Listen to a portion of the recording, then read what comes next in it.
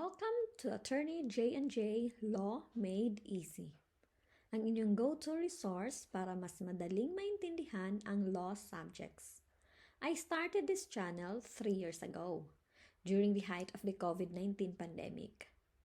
From face-to-face classes, we shifted to modular learning. Honestly, nag-alala ako, paano nga ba matututunan ng mga estudyante ko ang komplikadong law subjects sa pamamagitan lang ng pagbabasa ng mga modules?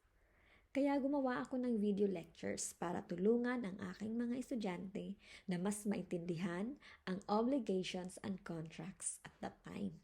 To my surprise, these videos didn't just reach my students, kundi pati na rin ang mga estudyante mula sa iba't ibang universities and colleges sa buong Pilipinas.